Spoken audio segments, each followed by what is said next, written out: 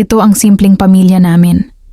May birthday celebration at napagdesisyonan naming kami-kami lang muna ang mag-celebrate. Hindi man en grande, sapat na ito para maging masaya ang bawat isa.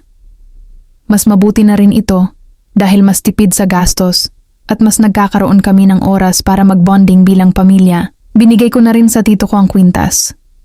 Napansin ko kasi kanina na palagi niya pala itong suot. Sabi niya, bigay lang daw ito sa kanya at malaki raw ang halaga kaya mas lalo naming sinuri. Aba, sobrang gaan pala. Parang titig 30 lang naman. Ha ha ha ha. Iba na talaga kapag nakainom na. Kahit simpleng bagay, nagkakaroon ng malalim na kahulugan at seryosong diskusyon. Pero ang totoo, doon mas lumalabas ang kasiyahan at pagiging totoo ng bawat isa. Magkatabi lang silang magkapatid habang nagkukwentuhan at nagtatawanan at ang sarap panoorin kasi parang hindi aso't pusa. Sa ganitong eksena mo makikita na sa kabila ng mga tampuhan at pagkakaiba, mas nangingibabaw pa rin ang pagmamahalan at respeto sa pamilya. Mga simpleng tagpo na hindi planado, pero siyang mas nagiging espesyal at totoo sa puso. At ayan, nakailang pitsel na pala kami ng tuba, kaya kitang-kita na rin sa mga ngiti at hitsura namin ang saya at kakulitan. Simple lang, pero totoo, mga sandaling nagpapakita na hindi kailangan ng magarbong selebrasyon para makaramdam ng tunay na kasiyahan kasama ang pamilya. Nagbakasyon pala ang kapatid ko, yung babae kanina sa pagsimula ng video. Doon na kasi sila sa Maynila at halos 4 na taon na rin silang nakatira doon. Dahil summer naman, napagdesisyunan nilang umuwi muna at makasama ang pamilya. 4 pala kaming magkakapatid, 2 babae at 2 lalaki. May kanya-kanya na rin kaming asawa at mga anak. Maliban sa isa kong kapatid na babae na wala pa sa ngayon. Kaya mas umaapaw talaga ang saya dahil sa dami ng mga pamangkin. Marami rin naman kaming mga tito at tita. Pero mas naging malapit sa amin ang tito namin na laging content ko dahil kapitbahay lang namin siya. Araw-araw kaming nagkikita at parang extension na rin siya ng mismong pamilya namin. Sa ganitong mga pagkakataon, mas ramdam mo talaga ang samahan, ang tawanan, at ang kwentuhang walang kaplastikan. Sa mga ordinaryong araw kasi, busy ang lahat. Busy sa trabaho, busy sa paghahanap ng pera para mabuhay at makaraos araw-araw. Kaya kapag may ganitong mga pagkakataon sa pamilya ninyo, i-record nyo na. I-save nyo ang mga sandaling masaya kasi ito yung mga alaala na babalikan nyo kapag napapagod na kayo sa buhay. Minsanan lang talaga kami nagiging ganito kasaya at minsanan lang din namin makasama at makabonding ang panganay namin. Siya yung may bunit sa ulo, oo, siya yung panganay sa magkakapatid. Marami siyang hinanakit, marami siyang iniinda. Pero mas pinili na lang niyang ilihim ang lahat. Kahit hindi man lahat nasasabi, ramdam naman naming magkakapatid ang pinagdadaanan ng bawat isa. Kaya sa ganitong mga sitwasyon lang talaga na pag-uusapan ang mga mabibigat na bagay.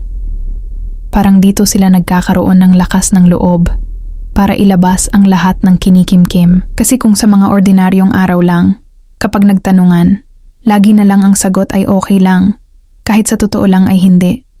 Kami yung klase ng magkakapatid na hindi sweet sa isa't isa. Hindi palaging nag-uusap, minsan parang ang layo namin sa isa't isa. Oo, araw-araw kaming nagkikita, pero kadalasan usap lang kapag may mahalagang bagay. Marami kaming tampuhan, maraming hindi pagkakaintindihan, pero sa kabila ng lahat ng iyon, lubos ang pasasalamat namin dahil nandyan pa rin ang aming mga magulang na kapag mayroon kaming hindi pagkakaintindihan, sila ang laging nasa gitna.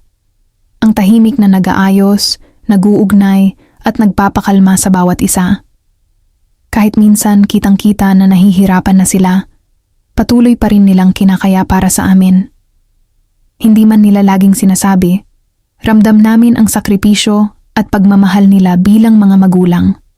At kami naman, nandito lang din para sa kanila. Handa ring umunawa, magpakumbaba at magmahal pabalik. Sama-sama kaming patuloy na lalaban sa mga hamon ng buhay, magkakamay, magkakapamilya, at hindi susuko kahit gaano pa kahirap. Sa huli, ito talaga ang mahalaga, ang may uuwian, may kakampi, At may pamilyang handang tumayo sa gitna ng unos. Nag-switch na rin pala kami dyan. From tuba to grande. Kaya tingnan nyo naman. Halatang may tama na talaga. Parang lahat na ng kwento lumalabas sa bibig ng tito ko. Siya yung tipong gustong siya lagi ang nagsasalita. Parang may sariling programa. Minsan, naiirita na yung isa kaya nauuwi na sana sa hindi pagkakaunawaan. Pero kami na nakakaunawa sa ugali nila. Dinadaan na lang namin sa biro at tawanan para malihis ang usapan. Alam kasi namin na kapag may tama na, maliit na bagay lang, napapalaki pa. Lahat gustong tama, lahat may dahilan, lahat marunong. Inaantok na yung kapatid ko, ha ha ha. Halata na sa mata at sa galaw. Tapos ayun, natapos na pala kami at nagsimula nang magligpit si mother. Tahimik lang siyang kumikilos, parang sanay na sa ganitong tagpo. Pero itong dalawang to, nagpaiwan pa. Uubusin pa raw nila. Sayang naman daw. Kita mo talagang ayaw pa nilang matapos ang gabi. Seryoso na ulit ang usapan nila, kaya hindi na rin namin sila ginulo. Tahimik lang kaming nagmamasid sa gilid. Panganay at bunso pala ang mga yan. Ibang klase rin talaga ang samahan. Kahit hindi palaging vocal. At ito nga pala ang tito ko. Pinapauwi na namin siya kasi may tama na. Pero ayaw pa raw niya. Gusto pa niyang uminom. Ganyan talaga siya kapag nalalasing na. Medyo mahirap pa uwiin. Pero sa halip na mainis o magtaas ng boses, dahan-dahan lang namin siyang kinakausap. Alam namin kasi na kapag sinabayan mo ng galit, baka mauwi lang sa hindi maganda at masaktan pa ang loob ng bawat isa. Kaya mas pinipili namin ang mahabang pasensya at mahinahong pakiusap. Sa ganitong mga pagkakataon mo rin talaga matututunan ang pag-unawa na hindi palaging panalo ang sinisigawan. Minsan mas epektibo ang pagiging kalmado at mapagpasensya. Dahil sa pamilya, mas mahalaga ang kapayapaan at respeto kaysa sa saglit na inis. Ayan na si mother. Pinapakiusapan na niya ang dalawa niyang anak habang mas lumalalim na ang gabi. Kanina pa niya dinala ang panganay naming kapatid na babae para sumundo at pauwiin na sila. Pero ayaw pa rin magpaawat. Mukhang nagiging seryoso na ang usapan nilang dalawa. Siguro kasi minsanan lang talaga silang nagkakaroon ng pagkakataon na mag-usap ng ganito kahaba at kalalim. Nakakalungkot man isipin na sa ganitong sitwasyon at